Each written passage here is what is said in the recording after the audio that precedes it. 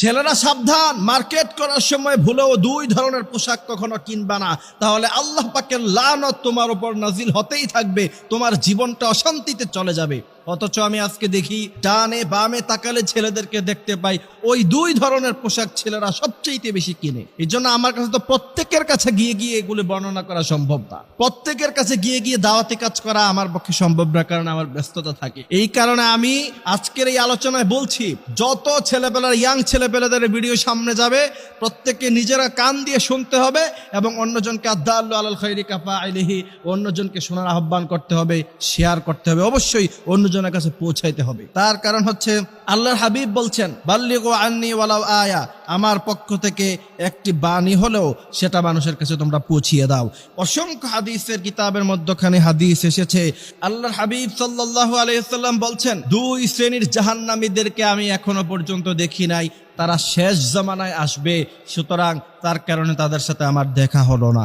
আল্লাহর হাবিবের সাহাবীরা বলছেন, ইয়া রাসূলুল্লাহ, ওই দুই শ্রেণীর জাহান্নামী কারা? তার মধ্য থেকে প্রথম নাম্বার আল্লাহর হাবিব সাল্লাল্লাহু আলাইহি ওয়াসাল্লাম বলছেন, যারা এমন পোশাক পরবে যেই পোশাক পরার কারণে তাদের শরীরটা মনে হবে যে তারা উলঙ্গ, আসলে তারা পোশাক পরেছে কিন্তু দেখে মনে হবে যে তাদের উলঙ্গ, তাদের সতর দেখা যাবে।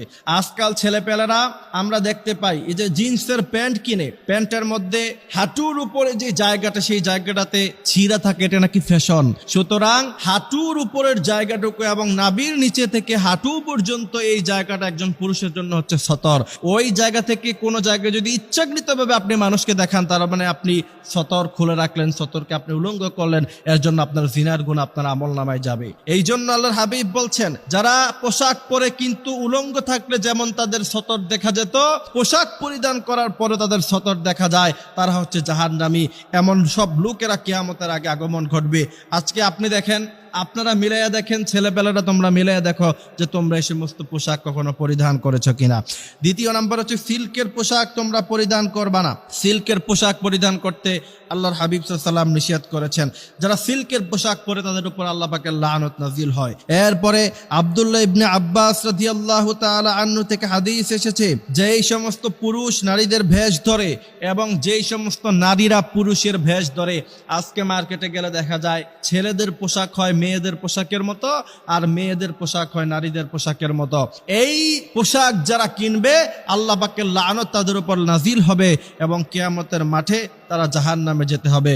আল্লাহর হাবিব সাল্লাল্লাহু আলাইহি ওয়াসাল্লাম বলেছেন, এমন পোশাক কখনো তোমরা পরিধান করবা না। অথচ আজকে দুঃখের বিষয়, আজকে মার্কেটগুলিতে এই সমস্ত কাপড়ের সেল সবচেয়ে বেশি হয়।